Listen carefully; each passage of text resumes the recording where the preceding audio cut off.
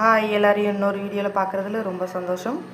இன்றைக்கி வந்து ஒரு ஈவினிங் ஸ்நாக்ஸ் தான். என்னது அப்படின்னா, கருப்பட்டி அரிசி மாவு வச்சு ஒரு பணியாரம், வாழைப்பழம் வச்சு ஒரு பணியாரம்.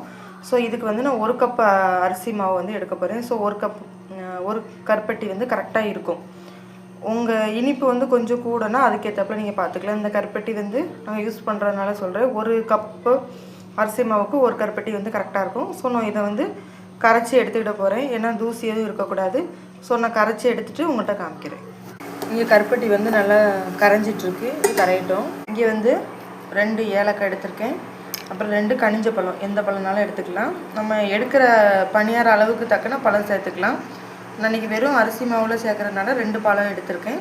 ஸோ இது மிக்ஸி ஜாரில் போட்டு நல்லா மைய அரைச்சி இதை வந்து சேர்த்துட்டு அதுக்கப்புறம் தான் நம்ம வந்து என்ன சேர்க்க போகிறோம் அப்படின்னா கருப்பட்டியில் தண்ணியும் சேர்க்க போகிறோம். ஸோ நான் அரைச்சிட்டு காமிக்கிறேன். ஸோ இதில் வந்து கருப்பட்டி அந்த இதை வந்து வடிகட்டி வச்சிட்டேன். இப்போ இந்த கப்புக்கு வந்து 1 கப் வந்து நான் என்ன பண்ண போகிறேன்னா அரிசி மாவு சேர்க்க. இது வந்து நார்மல் பச்சரிசி மாவு தான். நீங்கள் இடியப்பா மாவு எந்த மாவுனாலும் சேர்த்துக்கலாம். நார்மல் பச்சரிசி மாவு தான் சேர்க்குறேன். மிக்ஸ் பண்ணிவிட்டு காமிக்கிறேன். இது கூட லைட்டாக உப்பு சேர்த்துப்பேன். ஸோ அதை போட்டுட்டு மிக்ஸ் பண்ணிவிட்டு காமிக்கிறேன். உப்பு இந்த அளவு சேர்த்துருக்கேன். ஸோ நான் இப்போ மிக்சியில் உள்ள வாழைப்பழமும் உள்ளே போட்டுட்டு மிக்ஸ் பண்ணிவிட்டு காமிக்கிறேன். ஸோ நான் மாவு மிக்ஸ் பண்ண பிறகு இந்தளவு கன்சிஸ்டன்சி இருக்குது.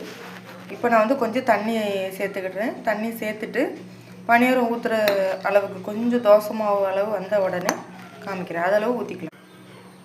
ஸோ இந்த அளவு வந்து நான் கரைச்சி வச்சுருக்கேன். இப்போ வந்து கல் சூடாயிடுச்சு. ஸோ நான் எண்ணெய் ஊற்றிட்டு காமிக்கிறேன்.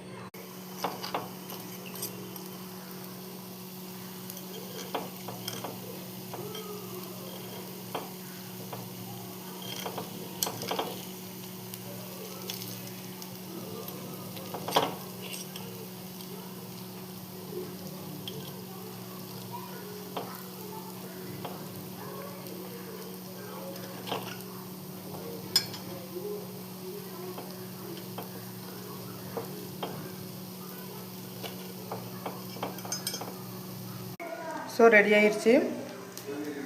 இதில் கொஞ்சம் ஆப்ப சோடா வேணும்னா போட்டுக்கலாம். நான் வாழைப்பழம் போட்டிருக்கிறதுனால ஆப்ப சோடா போடலை. ஸோ ஒரு ஈவினிங் ஸ்நாக்ஸ் வந்து டக்குன்னு செஞ்சிடலாம். இது இன்னும் கொஞ்ச நேரம் புளிக்க வச்சாலும் நல்லாயிருக்கும். ஆனால் சூடாக செஞ்சு சாப்பிட்டா நம்ம புளிக்க வைக்க கூட தேவையில்லை.